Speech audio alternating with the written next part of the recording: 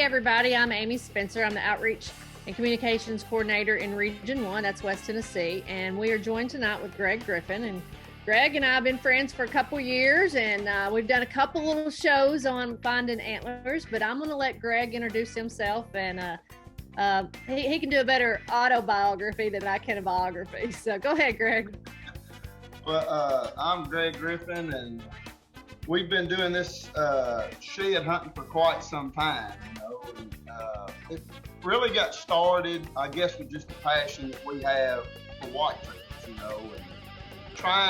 trying to manage them, and some of the deer that we've actually let go in past years, and when you actually find the shed, you're like, wow, I can remember the first time that when we found a really nice deer that we had let go here. We found one side of the shed, and got really excited about that, and it's just kind of escalated from there. I mean, this was many years ago. We were shed hunting around here, Amy, when I don't think a lot of people were shed hunting.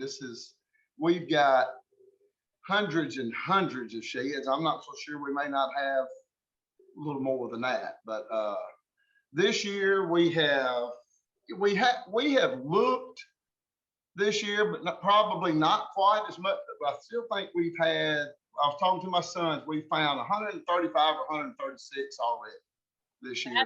But not, yes, not just us, but the dogs. I tell you, the odor that these dogs have got doing this, I'll tell you, they have found probably a little over 50% of our sheds this year.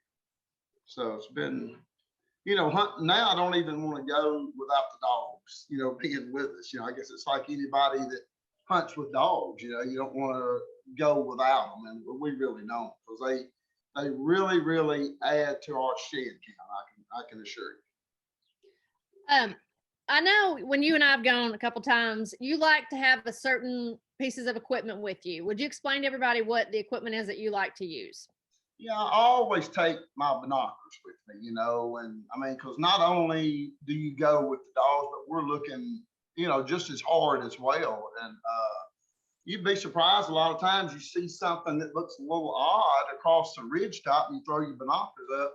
Many, many times, and we'll say, yep, that looks like an antler, go over, and it will be, if I didn't have that, true enough, you might just say, oh, maybe it's not, and keep going. But I don't know, probably that and a little backpack to tote the antlers in, because, if you find several, it gets kind of hard to hold them in your hand a lot of times. So, but well, you sent me this picture earlier. Well, let me pull it back up, and we were just talking about some equipment. You're actually using a backpack, and my favorite thing, the little Twisty Ties right there.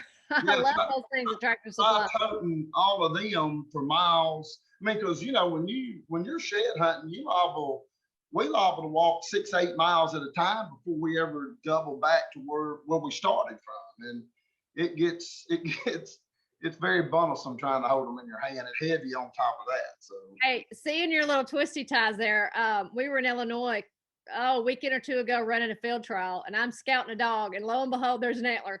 I stopped, get off, put it on my saddle, and go back, and everybody's laughing. I'm like, hey man, I had to pick it up. I couldn't go by it. Mentioning, talking about the binoculars again, I took two of my friends that had never been shed hunting with us the other day, and they was wanting, to go watch Tank. They'd never seen a shed dog actually work. And, fortunately we didn't look for about an hour, we found 6 sheds. Wow. Well, me and Tank we was coming back, and I looked across one of my friends that's a farmer in his field, and I looked about 150 yards off the blacktop road, and I said, that just looked like a tip of an antler. Sure enough, I pulled over, took my binoculars, looked, it's a 2.5-year-old 8-point, I just walked across this field and picked it up. So that's great. It can happen. Now, I know when you and I've gone, you like to look in certain areas. So explain what you're looking for when you're going to look for antlers, how you kind of pick one area over another. If at all possible, and I tell everybody this, because there's really no certain place to find these sheds. We have found them in some odd places, but if you've got any kind of late season food sources that's, it's got some good bedding area around it, it's kind of hard to beat that, because if them deer are what I call wintering up in them areas, you're going to find some sheds around it. If you put the time in, you're going to find some sheds in them areas. And, I tell people all the time, in order to find shed hunting, you've got to go to places where the deer have survived hunting season. Let's just say, I'm just using this for an example. If you didn't shoot but a couple of bucks off your farm, and we both got 200 acres, and I shot 10 off of mine, well, naturally, we're going to find more sheds on your farm if that's where the deer wintered at. But, you've got to have the bucks there to find the antlers. That's just the bottom line, and it don't matter if it's a really good spot. Now, we went to one of y'all's spots a couple of years ago, and I know there's a lot of deer there. Yeah, a lot of deer. We didn't find a single one, did we? That's what I'm saying. Right. Yeah. So you just got to get them late season areas where they're really wintering up, and if you got any kind of late season food sources, you're more than likely gonna have some sheds. And when I say a lot of deer, this is a farm that I passed up $16 in one afternoon. That's what I'm saying. I know hundreds of deer there, and it's just crazy that we didn't find anything. And this year, working dogs we'll find them when we're working dogs. Is usually when we're riding horses, we'll find them. My husband already found a matching set, but unfortunately, he tied them to the saddle and lost one of them before he got back to the trailer. So we have, speaking of matching sets, I'll tell you, it's really odd. Just around here locally, I think between me and the boys, I think we have found 10 or 12 matching sets this year. Wow. No, there's 10 or 12, and most all of them, we may have found 1 year and a half old, but they've been 2.5-year-old and several 3.5-year-old deer, which is, gets you excited for going into next year. Now, one thing you and I were talking about earlier is your son had gone to a farm earlier in the season. That's right. Found nothing, went 2 weeks later. And how many did he find on the same farm 2 weeks later? That's right. They went and, typically our deer around here shed a little bit later than they do in the Midwest and whatever. But, they went late February and didn't find anything. They went 2 weeks later to the same farm and found 43. Wow. That's crazy. So one thing you got to remember, if you do have a lease or a hunting area, check it 2 or 3 times in the season, because, just don't go once and give up, because I've also been in the same field 4 or 5 times and then find them in turkey season. And I have actually seen pictures of people sending bucks in the last week still holding antlers here in West Tennessee. So, that's not uncommon at all. I do want to share with our group an interesting picture you sent me earlier from one of your cameras, and this is in Kansas, right? Right. All right, everybody. I don't know if you can see this, and I'm sorry, I'm not sharing screen, but this is a deer, and the antler is actually falling off, and you have it. I have got it right here. It's a 3-year-old that we know very well. That's awesome. That's just crazy. It was we run lots and lots of cameras. That to me was probably the coolest picture, at least one of the coolest pictures I've ever had. I've never captured that. Yeah. What's the odds of that deer walking in front of that camera and that horn falling off? Well, let's talk about you and your cameras. You also have the big deer right before you shot him one morning. I can see him in the walking, and you're in the stand, right? Yeah. So you're the king of trail cameras. So we have to get you to talk about trail cameras. That was actually the second biggest deer I've ever killed. It was a deer we knew very well. In the Midwest, we will not shoot any deer unless they get to 5.5 years of age. And I didn't even know that I had them pictures on until I looked at my phone later, because I was so excited about killing him. Yeah, and he was 190-something inch deer, and to have that, me in the tree was pretty awesome. I hope you have that frame like under the mount. So I should have, but I don't. One thing I do want to talk about are some rules and regulations, and then we're gonna move into another segment. But make sure you have permission on private property to go looking for antlers. You do have to ask permission, and you have to have that permission. On WMAs, you may look on WMAs. You cannot look on President's Island in West Tennessee. I know that is the honey hole of hunting, but we do not own President's Island. It is private property. You cannot go on it and look for sheds. Now, on the WMAs, when turkey season is going on, you yield to the turkey hunters because they have the right to be there. You're secondary, and turkey hunting is precedent there.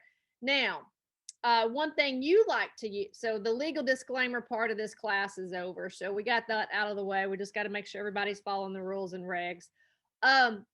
One thing you like to use is a dog because it does make it easier. It's easier to cover ground. For some of the people out there, can you talk a little bit about Tank and how you started Tank? I know how you started him, but let's talk about Tank and what he's doing and how he's working and how you kind of let him work an area. Yeah, I guess, I've talked to many people, about training these dogs when we first started, because nobody in this area has shed dogs.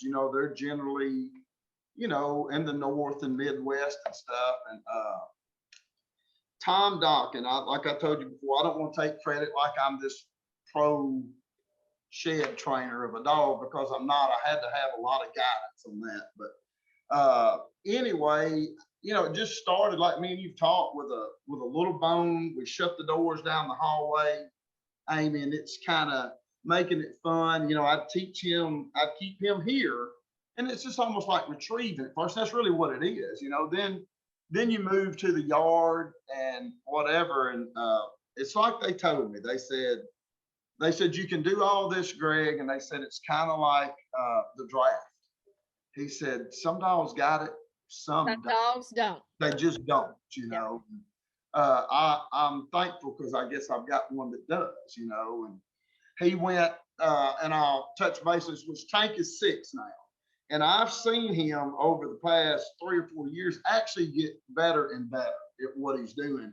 He is a little fast in the woods till he starts getting tired. I've seen some of them how they tried to teach them the grid, like this.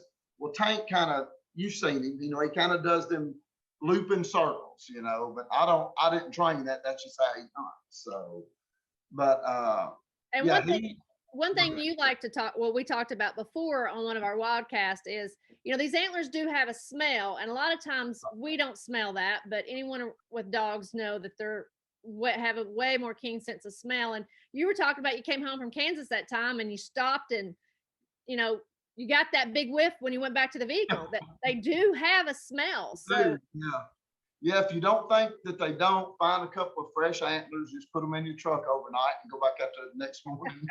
You'll think something's died in your truck. But and to say that again, that smell out there, and even like the guys that train these dogs tell me, it's not real strong. It's like, I'll never forget him telling me this, and I'll make this quick, but he said a horn don't have a lot of smell. It's hard, it's cold, it's not comfortable in their mouth. It's not like a bird, and but you gotta, he said, you got to make it fun for him and just get overly excited when he brings it to you. And yeah, I mean, it's all worked out. I mean, on their advice, it has worked, So. And you also do a food-based reward too. Absolutely. Now, one thing, when you and the boys and all the dogs go, are you all walking together, and are you covering, are you spacing out? We always act like we're going to be 25 yards apart, work these perfect grids, and then next thing you look around and somebody's gone. But we try to do that, But we do generally, no doubt, work in the area, and on these GPSs on these dogs, a great thing is you can see if you missed a spot, and I don't look at it all the time, but when we really get in an area where we think we're looking for a certain deer, yeah, we try not to miss much. And them horns, I mean, they're just easy to miss. You know, I don't care how long you've been doing it, even with dogs or whatever. I'm we say it every time we go. I said, there's just no telling how many we walk by, even if we found a lot, you know. Yeah, and I like to look around fences. I like to look around creeks and ditches because that's where I have found them in the past. And Right. then I want to say a couple years in North Dakota when we were working dogs, we drove in and out of this one section line road morning after morning, and we did not see it until one morning coming back out, and we looked over, and there it was. Yeah. And there was a difference in the day, and you like sunny versus cloudy, and I will say that day was your description of a perfect day to find an antler. That's when we saw that one laying right there at a fence. So describe what you like better, because I know how you like to work this, but describe how. The perfect day of all days to me would be the day that it's raining. Put your rain suit on. I'm giving you the number one day. Yeah. And go walking, because I'm telling you, any bones, antlers, whatever is on that forest floor, it just shows up. I mean, anybody can go place an antler in the woods and do it on that day or a cloudy day versus a sunny day. That sunny day, it's hard to find some I've even put out myself. When I would be training tank, I'd be like, I know I put an antler here. It's a sunny day, but you go out there on that rainy, cloudy day, I can see it sometimes if I know where it's at. When I was training, I could see it 75, 80 yards through the woods, but I knew where it was at, Yeah, we had that problem when we were setting up a photo shoot for Tank. We put some stuff out and we couldn't see it walking one way, and then the other way we could see him coming back. And then we also, Tank found an antler we didn't put out. They did. We didn't put it out there that day. So, hey, I do have one question, and if anybody else has any questions, chime in here. We do have someone asking, Greg, do y'all allow people to go with y'all shed hunting? I'm trying to train a dog and would love to see how y'all do it to get ideals and advice. And I'm gonna have to put some glasses on to read some of this text. Yeah, I wouldn't be opposed to let someone go. Not at all. I mean, we take people all the time, and the good thing about shed hunting, Amy, is we've got people, and people are funny about allowing people where they hunt, and I understand that, we are too. But when you're doing this, you'd be surprised at some people that let us go. They say, well, if you'll give us the sheds, you can go. Well, I don't really care. We're working the dogs. That's really the number one thing. And but no, if someone is interested in doing that and would like to go and watch, they can contact me. Class members have my email address, so just shoot me an email and I'll get you Greg's phone number, and y'all can just talk about it, or he can give you tips over the phone training dogs, because it's always great to go with someone else. You pick up tips and tricks, the way they do something, and you apply it to your dogs. I'm constantly doing that with our bird dogs, and I've trained labs and canine working dogs and bird dogs. And so yeah, I integrate a lot of different training scenarios. And matter of fact, we went with another guy last week to trying to fix a problem that we've got on a dog. So it's always good to ask for advice. Anybody else there have any questions? And have we missed anything, Greg, that you think? Because I was going to try to keep this short and sweet tonight. I know my last class went a little long, so I was just trying to keep it a little shorter tonight. But anything for a new person that's getting out there, how you would approach it if you're just new to looking for sheds? Well, I think we've kind of covered what I think is the best areas to look in if you've got it, if you have access to them kind of areas. Bottom line, Amy, is you gotta put some miles on your feet. I mean, you really do. If you've only got, I'm really big on, like I said, if I'm looking for certain animals or whatever, even if you're not, you don't need to walk 100 yards and skip 200 yards over and come down. Try to really grid search a lot of areas, and you'd be surprised how 20 yards beside you never see that out. I mean, where we live at here, these antlers really blend in with the forest floor really good around. A lot of them really, really do. When you kind of go out to our farms in the Midwest and stuff, the antlers a lot of times are a little wider. I think it's because they don't have the timber we got. They probably get a little bit more bleached. They're not all like that, but a lot of them are. They're generally a little bigger, so you can find them a little easier. But no, you just got to put the miles and the time in.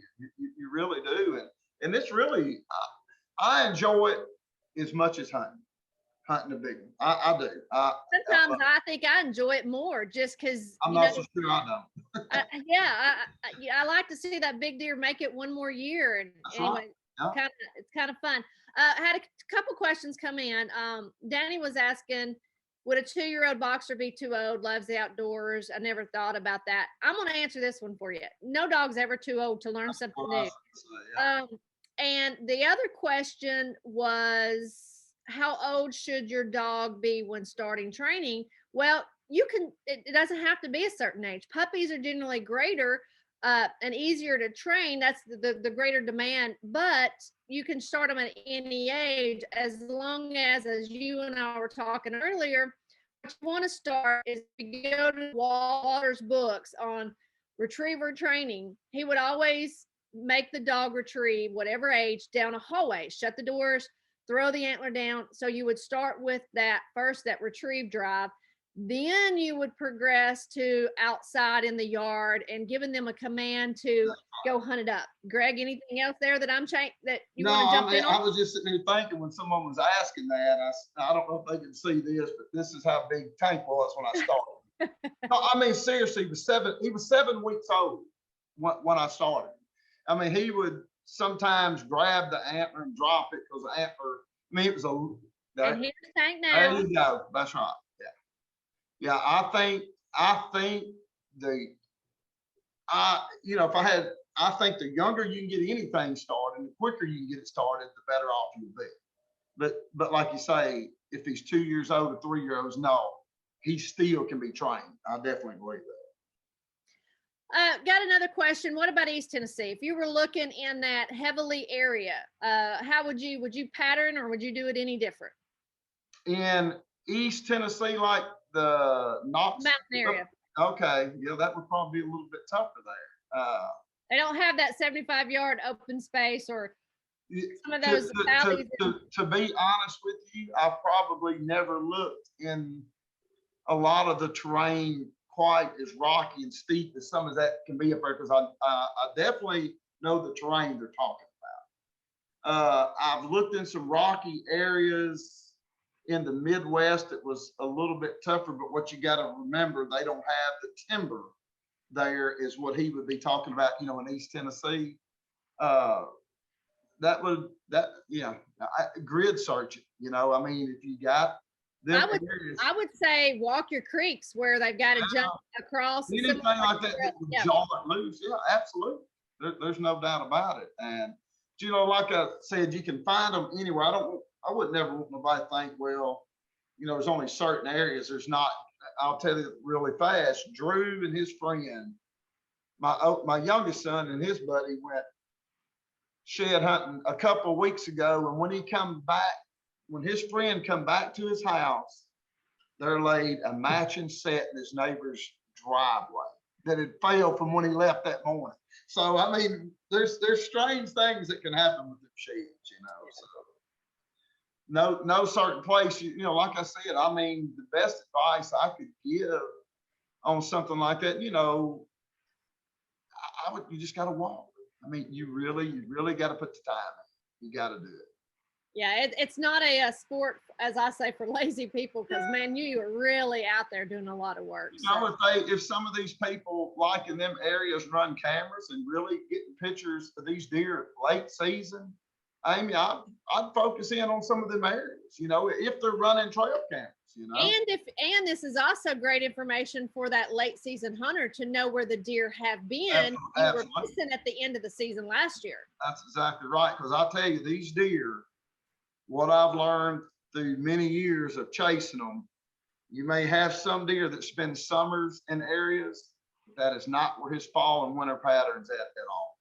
Might be 2 miles down the road, might be a mile down the road. And then don't get me wrong, some of them are homebodies to where they don't, the older the deer gets, I think the tighter that home range will get on. I really believe that. So, but yeah, I mean, we run trail cameras up to right now, so we get a very good idea, and I do go by that information of where some of these deer are hanging out. Just like the guy I took Saturday, I've not been in there. I left the cameras running. We went in there in an hour and found 6 sheds. Wow. But I knew they was there. You know, Yeah. all of a sudden these bucks start showing up with one side and no side. Well, I know the antlers are closed, and we didn't come. It was like 75 degrees. It was not a good day. It was a good rainy day, but it was Tank got really hot about after an hour. And when he starts playing out and looking for water hose more than sheds, I'll kind of move on, you know. So all right. I'm going to ask the floor one more time. Anybody have any other questions? If not, we might just go ahead and wrap this up. And you got any other good pictures you want to show? I know you got a truck bed full of pictures. you know, well, I've got lots of pictures. Let's see here. I have to go through them and find them, Amy. Oh, that's all right. Well, I do know that I will say with Greg, it is a family sport. Y'all do this all the time. You got your boys and you got your boys' dogs, and everybody goes together, and I think y'all enjoy it. So, and I've gone with you, and I enjoy it because it's always fun. And we like to look. I just kind of cheat sometimes. I do most of mine off horseback. Well, hey, anytime you're elevated, you definitely had a better advantage point. Well, you know, when my husband found the matching set, he had already gone through there with two different sets of dogs. Right. And then he was cutting across, and he just happened to look down, and the horse almost stepped on him. Right. And he was like, I've already been through this field twice, and I missed him. And that just goes to show how difficult they are to see sometimes. He did get on to me in Illinois and said, I thought you were scouting the dog. You weren't looking up if you found the shed on the ground. I said, I just looking where the horse was going. I'll be honest with you. No matter when I'm in the woods, whether I'm turkey hunting, no matter what I'm doing, I'm always shooting. Oh, I am too. All year, even in North Dakota in August when we're training dogs, I'm looking for sheds. I found them every year from the previous year. Yep, they're always there. Yep, me too. I can promise you. Yeah. And I've got a pretty good collection. I'm just hiding mine back here. Yeah, so you're hiding them. So you're a good shed hunter. They just nobody knows. Yeah, I gotta. Yeah, we went down to Georgia one time and judged a field trial, and it was horseback field trial, and I was making the people behind us pick up sheds, and I was like, oh, I guess I should be watching the dog. we found 32 down there in just in a couple of days. Wow. I wish I could show you mine, but I can't. So anyway, well, I appreciate this, Greg. It was, I think, a good information, and the last answer that question come in, I got you, and I'll send you that information. It was wanting your phone number, so I'll take care of you here, and I'll send you back an email when we get done. But we'll go ahead and wrap this up, and I appreciate it, Greg, and I hope everybody enjoyed this class. It was kind of quick, but I think it's good information for someone to go out and start looking for some sheds. That's right. Do it now. Now's the time.